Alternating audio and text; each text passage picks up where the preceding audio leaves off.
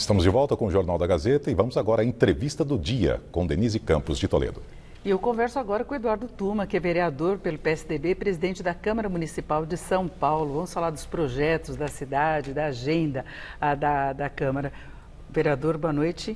Boa noite, Denise. Boa noite àqueles que nos assistem no Jornal da Gazeta. Bom, vamos começar falando de alguns projetos que nós temos em discussão em São Paulo, mesmo iniciativas da Prefeitura, que estão meio que ajustadas às propostas que a gente tem no âmbito federal. Até a questão da reforma da Previdência, São Paulo até saiu na frente, já teve uma reforma, já vai contabilizando resultados, economia mesmo de gastos, e propostas para adequar a lei de liberdade econômica, facilitar a abertura de empresas, e inclusive o governo federal colocou que depende muito da posição das prefeituras, não é? Claro, então a reforma da Previdência na cidade de São Paulo foi feita antes mesmo daquela que ainda está sendo debatida no Senado. Nós mudamos a alíquota de contribuição de 11% para 14% e a Previdência gerava um déficit anual para os cofres municipais de 800 milhões de reais e hoje gera um déficit de 500 milhões de reais, ou seja, não resolve o problema em definitivo, mas ameniza o déficit que a Previdência gera na cidade, assim como no país como um todo, porque o número de pessoas e funcionários ativos tem diminuído em relação àqueles que se aposentam. Então, antes mesmo da reforma, São Paulo saiu na frente. Assim como a MP da Liberdade Econômica, que fala da desburocratização em respeito à livre iniciativa, à livre economia, que está na Constituição, no artigo 170. Aqui na cidade de São Paulo, a Câmara Municipal, eu sou autor desse projeto de lei, quer prever uma maior facilidade, na verdade, prestigiar a boa-fé do empreendedor, do comerciante aqui na cidade de São Paulo, ao permitir a obtenção da licença de uma forma mais facilitada, inclusive por autodeclaração, ou seja, ele vai na internet, preenche os documentos que são necessários e aí ele obtém a licença, ele não fica preso na burocracia. Agora, o empreendedor de São Paulo já nota essa diferença, alguma mudança que esteja ocorrendo na cidade? Então, existem projetos no Executivo que já fazem isso, o Descomplica, o Tô Legal. Então, você tem projetos já implementados na cidade que querem facilitar, desburocratizar todo o trâmite processual aqui na cidade. E o excesso de alvarás, de documentação que é solicitada, às vezes a pessoa fica meses esperando para poder abrir ou abre numa situação irregular, porque muitas vezes o empreendedor não tem dinheiro, não tem fôlego financeiro para ficar esperando toda a documentação, né? Pois é, e se você me permitir, até dizer de um projeto que foi discutido hoje na Câmara Municipal e que deve ser votado ou semana que vem ou daqui 2 semanas, que é a chamada Lei da Anistia, que fala da regularização imobiliária aqui na cidade de São Paulo. Então, vou dar um exemplo. Os imóveis de até 150 metros quadrados terão a sua regularização automática da votação dessa lei. Ou seja, ele vai ter o habite, que é o documento de regularização imobiliária, ou ele vai ter a licença de funcionamento também concedida de forma automática. Essa lei, por si somente, vai de imediato regularizar 150 mil imóveis na cidade de São Paulo e tantos outros que estão irregulares. Então, daí entender o dinamismo da cidade. Pega moradores também, então? Claro, residência e comércio, os dois, o estabelecimento comercial e a residência. Aí, nesse caso, como é que se lida com aquela ocupação irregular de algumas áreas que têm problemas de segurança, área de manancial, tem problemas que não dá para solucionar apenas com uma liberação maior, com essa anistia, não é? Claro, então a anistia, ela quer olhar para trás, aquilo que está irregular, fundamentalmente aqueles que tiveram dificuldade com a burocracia, porque acho que essa que é a tônica. Quando a gente fala de liberdade econômica, quando a gente fala de lei de anistia, quando falamos inclusive de reforma tributária em âmbito nacional, que está sendo discutida aqui no município também, o que nós queremos é facilitar a vida do cidadão paulistano dentro das regras. As áreas de mananciais que se encontram hoje ocupadas, tem que ter um outro tipo de solução, não é a lei da anistia que vai solucionar essa questão. É uma boa novidade, tem algum prazo, alguma previsão sua? A expectativa é discutimos hoje e votamos na semana que vem, em segunda votação e última. E é muito difícil ter restrições num caso como esse, que é uma questão social mesmo, né? E é colocar a cidade em ordem, regularizar a cidade. A última lei de anistia foi votada em 2003. Então, são 16 anos de construções na cidade e que às vezes não conseguiram. Olha, às vezes a pessoa está esperando até hoje, e isso é um fato, a resposta da lei da anistia de 2003. Quer dizer, como é que uma pessoa passa 16 anos esperando a regularização do seu imóvel e é barrada na burocracia? O que nós queremos fazer é eliminar essa burocracia o máximo possível. Agora, vereador, voltando à questão da reforma da Previdência, no caso de inclusão de estados e municípios, pode haver alguma mudança adicional aqui em São Paulo? Porque tem uma PEC paralela que está sendo discutida no Senado para evitar que o projeto todo tenha de retornar à Câmara, mas no caso de ser aprovada, avança mais a reforma aqui em São Paulo? Claro, se eles incluírem no Congresso, no Senado agora, na PEC paralela, você desobriga os estados e municípios a votarem leis próprias, e o São Paulo teria que votar uma segunda lei quanto à questão da Previdência, e você diminui ainda mais o déficit, a curva de déficit, ela diminui ainda mais. Então avança, melhora, obviamente, se a PEC incluir os estados e municípios. Agora vamos falar de inovação. Há várias formas agora de os paulistanos entrarem em contato com a Câmara. Tem inclusive um Zap Câmara, é isso? Então, na gestão da minha presidência, o que nós fizemos foi tirar um pouco a Câmara da era analógica e trazer para a era digital. Então, nós modernizamos toda a comunicação e ela tem uma finalidade única, que é dar maior transparência ao paulistano. Nas redes sociais, nós ampliamos os canais de comunicações, o Zap, o WhatsApp, né, que é esse meio de comunicação. O Zap Câmara, né? É o Zap Câmara. Eu vou me permitir aqui, 33964000, 33964000, você fala direto com o WhatsApp da Câmara, manda sugestões, cobra respostas e isso já tem sido utilizado. Mas aí reclama só da Câmara ou pode reclamar da Prefeitura também?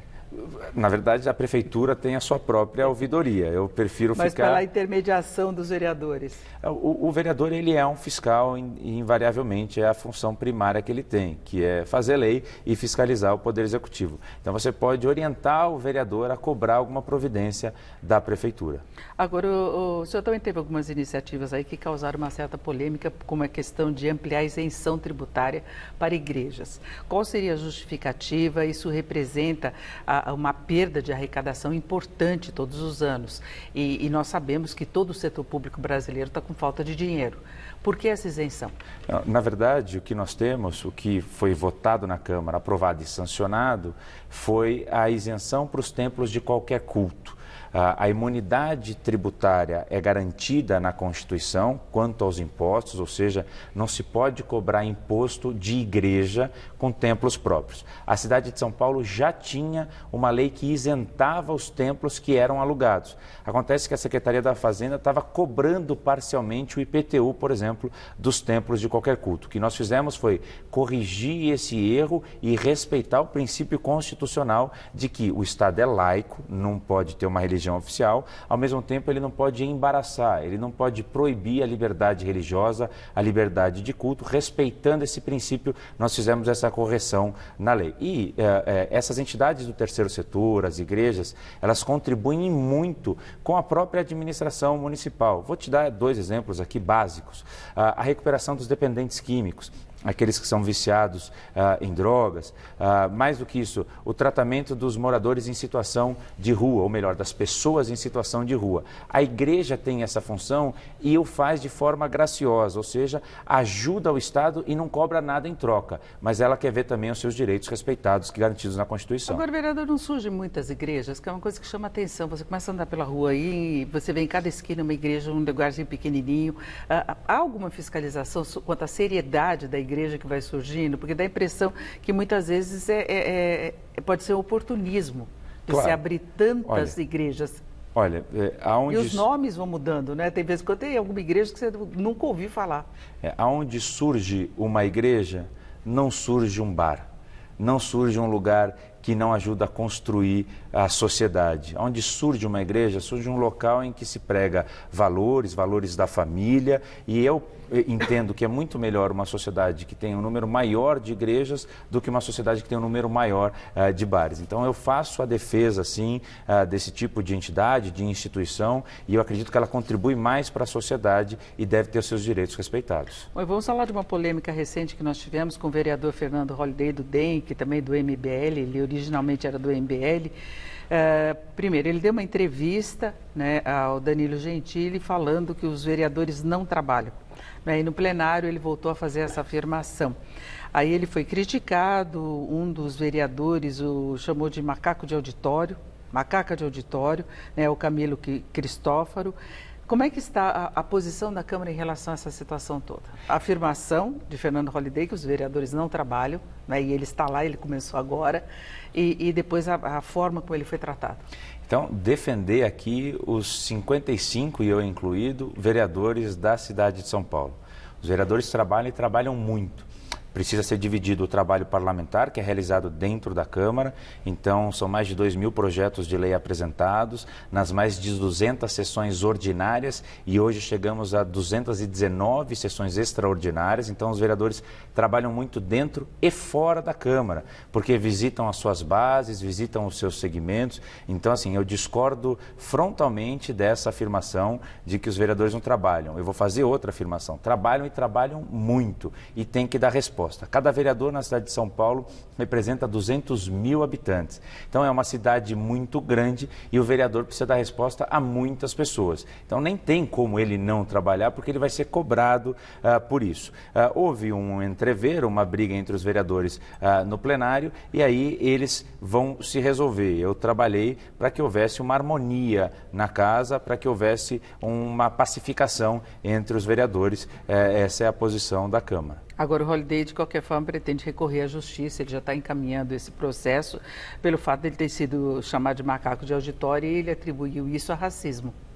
Então, o vereador Holliday pode e deve procurar os seus direitos, que ele acha legítimo, inclusive dentro da Câmara. A Câmara tem um órgão próprio, o órgão da Corregedoria da Câmara, e se ele entender necessário, ele faz a representação à Corregedoria e ela deve responder. Assim como o vereador Camilo Cristófaro, que também nessa resposta, na verdade, deve ter se sentido ofendido pela afirmação do vereador Holliday, deve procurar os seus direitos fora da Câmara, no Poder Judiciário ou dentro. Posição da Câmara? A Câmara não tem posição enquanto ela não for provocada, assim como o Poder Judiciário também não tem posição enquanto não for provocado. Agora, vereador, tem uma proposta também de homenagem a Milton Mourão, vice-presidente.